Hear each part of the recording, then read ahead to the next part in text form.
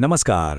ચાલો આજે આપણે સમયમાં થોડા પાછા જઈએ, ઘણું પાછા, એક એવા રહસ્યને ઉકેલવા જે ભારતના પાયામાં લાખો વર્ષોની ધૂળ નીચે દટાયેલું છે. કોણ હતા એ લોકો જેઓ આ ધરતી પર સૌથી પહેલા ચાલ્યા? ચાલો સાથે મળીને શોધી કાઢીએ. ક્યારે વિચાર્યું છે લાખો વર્ષ પહેલાંનું ભારત કેવું હશે? કોઈ શહેર નહીં, કોઈ લખાણ નહીં, કોઈ પુસ્તકો પણ નહીં.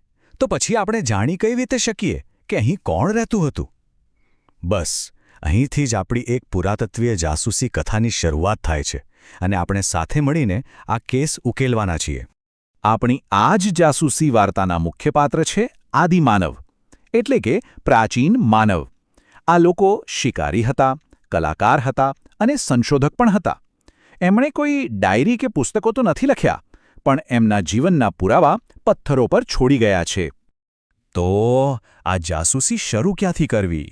લેખિત પુરાવા તો છે જ નહીં, પણ ચિંતા ના કરો, આપણી પાસે એનાથી પણ વધુ રસપ્રદ પુરાવા છે. અને જવાબ છુપાયેલો છે પથ્થરોમાં. એમના બનાવેલા ઓજારો, ગુફાઓમાં દોરેલા ચિત્રો અને હાડકાં, આ જ આપણી મુખ્ય કડીઓ છે. પુરાતત્વવિદો એટલે કે આર્કિયોલોજિસ્ટ્સ એ આધુનિક જમાનાના શેરલોક હોમ્સ જેવા છે. તેઓ ધૂળ અને માટીમાંથી આ નાના નાના ટુકડાઓ શોધી કાઢે છે અને એક આખી વાર્તાને જોડે છે. પથ્થરનું દરેક ઓજાર, ગુફાનું દરેક ચિત્ર જાણે ભૂતકાળનો એક નાનકડો અવાજ છે જે આપણને કંઈક કહેવા માંગે છે. તો ચાલો હવે આપણી વર્ચ્યુઅલ ટાઈમ મશીનમાં બેસી જઈએ અને પ્રાચીન ભારતના એ સ્થળોની સફર કરીએ જ્યાં આ મોટા કોયડાના સૌથી મહત્વના ટુકડાઓ છુપાયેલા છે. આપણું પહેલું સ્ટોપ છે મધ્યપ્રદેશમાં આવેલું ભીમબેટકા. તૈયાર થઈ જાઓ, કારણ કે આ ગુફાઓ કોઈ સામાન્ય ગુફાઓ નથી. આ તો હજારો વર્ષ જૂની એક ટાઈમ કેપ્સ્યુલ છે. ભીમબેટકા એટલે પ્રાચીન વિશ્વની સૌથી જૂની આર્ટ ગેલેરી. અહીંની દિવાલો પર દોરેલા ચિત્રો જુઓ, એ આપણને સીધા એમના જીવનમાં લઈ જાય છે. શિકારના દૃશ્યો છે, નૃત્ય કરતા લોકો છે, રોજિંદા જીવનની એકદમ જીવંત ઝલક. આ ચિત્રો હજારો વર્ષોથી આપણને એમની વાર્તા કહી રહ્યા છે. આપણી સફર અહીં પૂરી નથી થતી. હવે આપણે ઉત્તર પશ્ચિમ તરફ જઈશું, સોન ઘાટીમાં. આ સ્થળ આપણી આખી વાર્તામાં એક નવો અને બહુ જ મહત્વનો વળાંક લાવશે. સોન ઘાટી આટલી બધી મહત્વની કેમ છે? કારણ કે અહીં જે પથ્થરના ઓજારો મળ્યા છે એ ખૂબ જ જૂના છે, ખૂબ જ પ્રાચીન. આનાથી એ સાબિત થાય છે કે ભારતીય ઉપખંડમાં માનવ વસવાટનો ઇતિહાસ આપણે જે વિચારતા હતા એના કરતાં પણ ઘણો જૂનો છે. આપણી જાસૂસી હવે આપણને નર્મદા નદીના કિનારે લઈ જાય છે અને અહીં પુરાતત્વવિદોને કંઈક એવું મળ્યું જેણે ભારતના પ્રાચીન ઇતિહાસને હંમેશા માટે બદલી નાખ્યો. આ એક ઐતિહાસિક ક્ષણ હતી ખરેખર. પહેલીવાર આપણને માત્ર ઓજારો જ નહીં પણ ખુદ આદિમાનવનો એક હિસ્સો મળ્યો, એક માનવ ખોપડીનો ટુકડો. આ નાનકડા ટુકડાએ આપણને સીધા આપણા પૂર્વજો સાથે જોડી દીધા. આ ભારતમાં મળેલો સૌથી જૂનો માનવાવશેષ માનવામાં આવે છે. તો શું આદિમાનવો હંમેશા ગુફાઓમાં જ રહેતા હતા? ના, એવું બિલકુલ નથી. કર્ણાટકની હુંસગી ઘાટી આપણને એક અલગ જ વાર્તા કહે છે. અહીં જે પુરાવા મળ્યા છે એ બતાવે છે કે તેઓ ખુલ્લા મેદાનોમાં, કદાચ નાની ઝૂંપડીઓ બનાવીને પણ રહેતા હતા.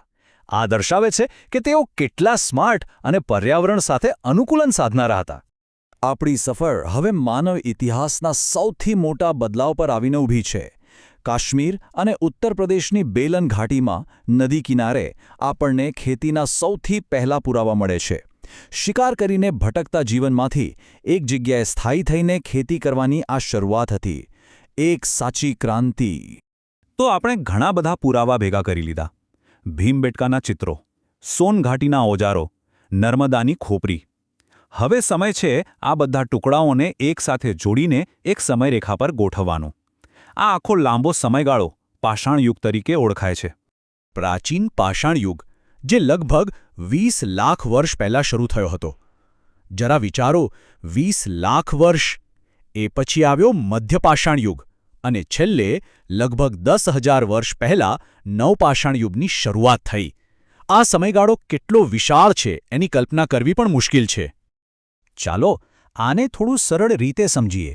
પ્રાચીન પાષાણ યુગમાં મોટા અને બરછટ પથ્થરના ઓજારો હતા. પછી મધ્ય પાષાણ યુગમાં ટેકનોલોજી સુધરી અને ઓજારો નાના અને વધુ કુશળતાથી બનેલા. અને અંતે નવપાષાણ યુગમાં ખેતી અને પશુપાલનની એવી ક્રાંતિ થઈ જેણે બધું જ બદલી નાખ્યું. આ ટેકનોલોજી અને જીવનશૈલીનો ધીમો પણ સતત વિકાસ હતો. પણ હવે સવાલ એ છે કે આ બધા જૂના પથ્થરો અને હાડકાનું આજે શું મહત્વ છે? આપણે આ લાખો વર્ષ જૂની વાર્તામાંથી આજે શું શીખી શકીએ છીએ? મુખ્ય વાત એ છે કે આ આપણી પોતાની વાર્તા છે. અહીંથી જ બધું શરૂ થયું. આદિમાનવની હિંમત, એમની શોધખોળ અને નવીનતાએ જ ભવિષ્યની મહાન સભ્યતાઓ માટે રસ્તો બનાવ્યો. આગનો ઉપયોગ કરવો, સમુદાયમાં સાથે રહેવું અને કલાનું સર્જન કરવું, આ બધું તેમની જ દેન છે. તો અંતે આપણે એ વિચારવાનું છે કે આપણા પૂર્વજોએ છોડેલા આ પગલાં આપણને શું શીખવે છે? કદાચ એ આપણને શીખવે છે કે મુશ્કેલીઓનો સામનો કેવી રીતે કરવો, બદલાવને કેવી રીતે અપનાવવો અને માનવ ભાવના ખરેખર કેટલી મજબૂત હોઈ શકે છે. આ માત્ર ઇતિહાસ નથી, આ આપણી પોતાની ઓળખની, આપણા વારસાની વાર્તા છે.